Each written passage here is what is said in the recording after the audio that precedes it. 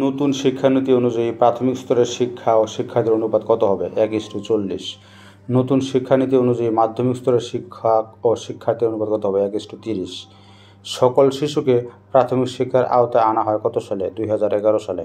ষষ্ঠ থেকে দশম শ্রেণীর ছাত্রদের জন্য কৃষি শিক্ষা বাধ্যতামূলক করা হয়েছে কত সালে? 1994 সাল থেকে। সন্দীপন কি?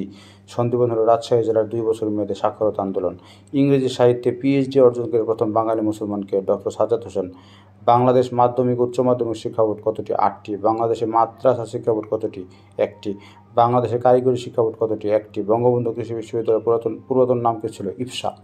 ইফসা কবে বঙ্গবন্ধু কৃষি বিশ্ববিদ্যালয়ে রূপান্তরিত হয়? 1998 সালে। শিক্ষাকে বাংলাদেশের সাংবিধানিক কী হিসাবে স্বীকৃতি দেওয়া হয়? মৌলিক অধিকার।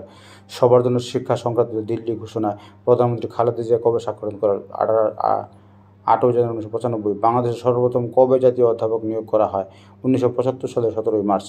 জাতীয় অধ্যাপক হিসেবে সর্বপ্রথম কতজন নিয়োগ দেওয়া হয়েছিল? 3 জনকে, জয়নুল আবেদিন, আব্দুর রাজ্জাক এবং ডক্টর কাজী মোতাহার হোসেন।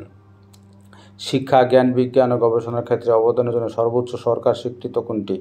জাতীয় অধ্যাপক। জাতীয় অধ্যাপক নিয়োগ করা হয় কত বছরের জন্য? 5 বছর। এ পর্যন্ত কতজন জাতীয় অধ্যাপক পদে নিযুক্ত হন? 22 জন।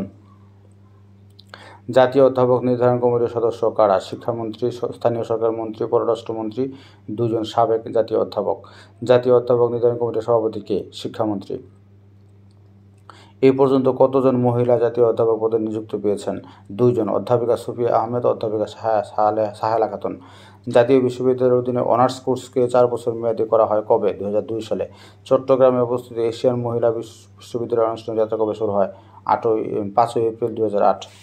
সম্প্রতি বাংলাদেশ প্রথমবারের মতো কোন বিশ্ববিদ্যালয়ে কৃষির উপর MBA কোর্স চালু করেছে? বাংলাদেশ কৃষি বিশ্ববিদ্যালয়। বাংলাদেশের একমাত্র নগর গবেষণা কেন্দ্রটি কোথায় অবস্থিত? সমুদ্রবিদ্যা ইনস্টিটিউট কোন বিশ্ববিদ্যালয়ে অবস্থিত? চট্টগ্রাম বিশ্ববিদ্যালয়। বনবিদ্যা ইনস্টিটিউট রয়েছে কোন বিশ্ববিদ্যালয়ে? চট্টগ্রাম ও খুলনা বিশ্ববিদ্যালয়ে।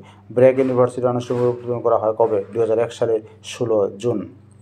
ব্র্যাক ইউনিভার্সিটির প্রথম উপাচার্য কে? প্রফেসর জামিলুর রাজা চৌধুরী।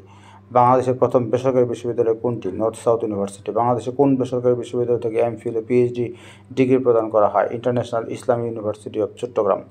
আইটি খাতে বাংলাদেশের প্রথম বেসরকারি বিশ্ববিদ্যালয় কোনটি? Daffodil international university.